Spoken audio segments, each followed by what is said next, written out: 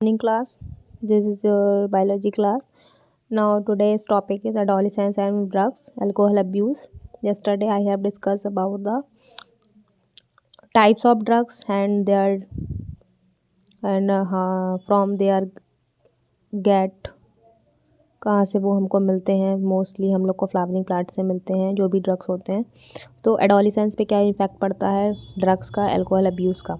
देखो एडोलिसेंस ऐसी एज है, ठीक है, जहाँ पे जिस एज में फिज़ोलॉजिकल साइकोलॉजिकल सारे चेंजेस हमारी बॉडी में आते हैं। बहुत ज़्यादा प्रेशर रहता है इस एज में कुछ बनने का, कुछ करने का, ठीक है, एकेडमिक्स में अपने अच्छा परफॉर्म करने का, अपनी सोसाइटी में जो भी अपना नेम फेम कमाने का। तो बहुत ज़्यादा प्रेशर रहता है इस एज में, और इसी एज में ही जो बच्चा होता है वो बिगड़ भी सकता है या फिर किसी गलत दिशा में भी जा सकता है।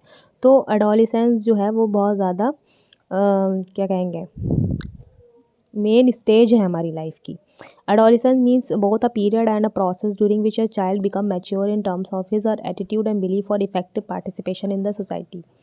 The period between 12 to 18 years of age may be thought to be a adolescence period. 12 से 18 साल का जो इंसान होता है वो adolescence कहलाता है या किशोर कहलाता है।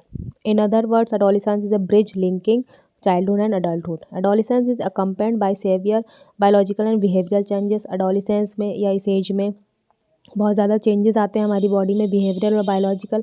एडोलिसेंस दस is a very vulnerable phase. Vulnerable phase मतलब बहुत इंपॉर्टेंट फेज़ है हमारी मेंटल और साइकोलॉजिकल डेवलपमेंट का। Curiosity, need for adventure and excitement. इस एज में बहुत ज़्यादा चेंजेस आते हैं, नीड होती है, ठीक है, क्यूरियोसिटी होती है कोई चीज़ जानने की, कुछ करने की, कुछ एक्सपेरिमेंटेशन करने की, ठीक है। इसीलिए जैसे कि जैसे पीयर प्रेशर बहुत ज़्यादा होता है। पीयर प्रेशर का मतलब ये है कि जो हमारा ग्रुप है, जो हमारा सर्कल है, जो हमारी कंपनी है, ठीक है, जिसके साथ हम रहते हैं, जिस या बॉयज़ हो चाहे गर्ल्स हो, ठीक, तो उसका हमारे बिहेव पे, हमारी लाइफ पे बहुत ज़्यादा इम्पैक्ट पड़ता है। जैसा दोस्त कहता है वैसा हम करते हैं, ठीक है, तो वो ज़्यादा इम्पैक्ट करता है। तभी ऐसे कुछ जैसे होते हैं कि वो अगर ड्रग को ट्राई करते हैं या फिर किसी अल्कोहल को ट्राई करते हैं तो अपने दोस्त से कहते हैं कि तुम भी ट्राई करके देखो, एक्सपेरिमेंट करके देखो, एक बार करने में क्या जाता है। लेकिन एक बार करना ही हमारे लिए या उस बंदे के लिए, उस इंडिविजुअल के लिए बहुत ज़्यादा हार्मफुल इफ़ेक्ट हो जाता है। क्योंकि अगर एक बार कोई ट्राई कर लेता है तो हमारी जो बॉडी है उसका टॉलरेंस लेवल बढ़ जाता है।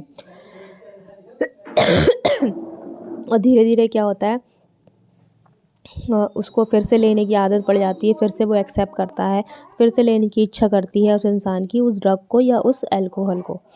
तो which motivate youngster towards drug and alcohol abuse use. A child natural curiosity motivate him to experiment. Child की नेचुरल क्यूरियोसिटी भी होती है, कुछ जानने के लिए मोटिवेट करती है कि एक बार एक्सपेरिमेंट कर लें। सो एक बार ट्राई करने में कुछ नहीं आता, एक बार स्मोकिंग करने में कुछ नहीं आता, एक बार अल्कोहल पीने में कुछ नहीं जाता। लेकिन एक बार का करना ही उसके लिए जीवन भर का या फिर लाइफ टाइम के लिए उसका साइड इफ़ेक्ट शो होता है। This is completed further by effect that might be perceived as benefit of alcohol or drug use. Thus, the first use of the drug or alcohol may be out of curiosity. जो पहली बार हमने try करा drug या alcohol को, वो कि हमारी curiosity, हमारी उत्सुकता थी, या हम एक्सपेरिमेंट करना चाहते थे, हाय कैसे लगती है या टेस्ट करके देखें कैसा होता है। But later the child start using these two escape facing problem. बाद में क्या होता है, बहुत सारी हमें उसके लिए प्रॉब्लम भी फेस करनी पड़ती है क्योंकि उसका हम पे साइड इफ़ेक्ट ज़्यादा होता है। Of late sucks stress from pressure to excel in academics और एग्जामिनेशन। बहुत ज़्यादा प्रेशर होता है बच्चों के ऊपर एकेडमिक्स में अच्छा परफॉर्म करने का, एग्जामिनेशन में अच्छा परफॉर्म करने का। Has played a significant role in presiding the youngster to try alcohol and drugs. जो कि एक सिग्निफिकेंट रोल प्ले करती है जो यंगस्टर्स हैं उनको अल्कोहल की तरफ या ड्रग की तरफ ले जाने में। The perception among youth that is cool or progressive to smoke use drugs or alcohol is also in a way a major cause for youth to start this habit. मतलब जो स्मोक करता है या ड्रग लेता है या alcohol लेता है वो कूल बिहेवियर शो करता है, ऐसा परसेप्शन है। लेकिन मतलब कि आप बहुत कूल हो अगर आप वो जब ले रहे हो, लेकिन ऐसा कुछ नहीं होता। टेलीविज़न, मूवी और इंटरनेट भी प्रमोट करते हैं इस परसेप्शन को। Other factors that have been seen to be associated with drugs and alcohol abuse among adolescents are unstable, unsupportive family structure and peer pressure. और फैक्टर्स भी हैं जो कि मतलब यंगस्टर्स को ड्रग के या अल्कोहल अब्यूज़ की तरफ ले जाते हैं, जैसे कि अनस्टेबल और अनसपोर्टिव फैमिली स्ट्रक्चर, मतलब जो भी, मतलब जहाँ पे भी जो बंदा या यंगस्टर रहता है या बच्चा जो है, वो उसके माँ बाप सपोर्टिव नहीं है, उसका फैमिली स्ट्रक्चर ऐसा नहीं है, या फिर फैमिली इन्वायरमेंट अच्छा नहीं है, ठीक है, और पीयर प्रेशर बहुत ज़्यादा है, उस वजह से वो इंसान, वो इंडिविजुअल ड्रग की तरफ या फिर अल्कोहल की तरफ मतलब हो जाता है, वो लेने लगता है उसको। ठीक है। फिर एडिक्शन कैसे बनता है? Addiction and dependence because of the perceived benefit drug are frequently use repeatedly. क्योंकि इसके बेनिफिट्स क्या हैं, जो ड्रग अगर कोई बंदा लेता है तो उसका क्विक रिस्पॉन्स आता है, ठीक है, उसको फ़ौरन अच्छा लगने लगता है, हार्मोनी फील होता है, अच्छी फीलिंग आती है, एंग्जाइटी कम हो जाती है, उसका चिंता स्ट्रेस सब खत्म हो जाता है ड्रग को लेने के बाद।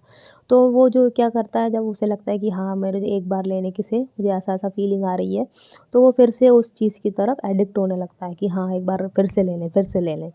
The most important thing which one fails to realize is the inherent addictive nature of alcohol and drug। मतलब लेकिन एक चीज़ वो भूल जाता है कि जो एक बिहेवियर है उसका, मतलब एक बार अगर हम ले लेते हैं तो हमें उसकी तरफ एडिक्शन होने लगता है, हमें फिर से मन करता है उसको लेने का। Addiction is a psychological attachment to certain affect. Addiction क्या है? साइकोलॉजिकल अटैचमेंट है किसी चीज़ के लिए, साइकोलॉजी उसमें जुड़ जाती है कि वहीं वो ऐसा हम खाएंगे तभी हम सही होंगे, या जैसे हम लोग होते हैं चाय के बिना नहीं रह पाते हैं, ठीक है, तो अगर चाय पियेंगे तभी हमारे सर में दर्द ठीक होगा, तो वो भी एक एडिक्शन है, लेकिन वो एक माइल्ड एडिक्शन है, ठीक है, वो बहुत ज़्यादा हार्मफुल एडिक्शन नहीं है, लेकिन चाय भी नुकसान करती है कुछ हद तक। Such as euphoria and a temporary feeling of well being associated with drugs and alcohol. तो जो ड्रग्स और अल्कोहल है वो क्या करते हैं, हमें टेम्परेरी फीलिंग देते हैं, खुशी की टेम्परेरी फीलिंग देते हैं। यूफोरिया का मतलब खुशी है, और हमें बहुत अच्छा लगता है, लेकिन उसका साइड इफ़ेक्ट उस खुशी से बहुत ज़्यादा होता है। These drive people to take them even when these are not needed or even when their use become self-destructive। मतलब जो वो इस इंसान ड्रग लेता है उसके लिए हानिकारक वो हो जाता है। सेल्फ डिस्ट्रक्टिव मतलब खुद का नाश करने वाला। With repeated use of drug, the tolerance level of receptor present in our body increase। जैसे जैसे हम ड्रग यूज़ करते हैं वैसे वैसे हमारा टॉलरेंस लेवल भी बढ़ता चला जाता है। मतलब फॉर एग्ज़ाम्पल कोई एक इंसान है, एक गिलास अल्कोहल पीता है, ठीक है, एक गिलास शराब पीता है, तो क्या होगा, उसका टॉलरेंस लेवल धीरे धीरे बढ़ता जाएगा, उसके बाद एक गिलास में उसका मन नहीं भरेगा, या फिर क्या होगा, उसको उतना अच्छी फीलिंग नहीं आएगी जितनी और ज़्यादा क्वांटिटी में लेने में आएगी, तो धीरे धीरे उसकी बॉडी का टॉलरेंस लेवल भी बढ़ने लगता है।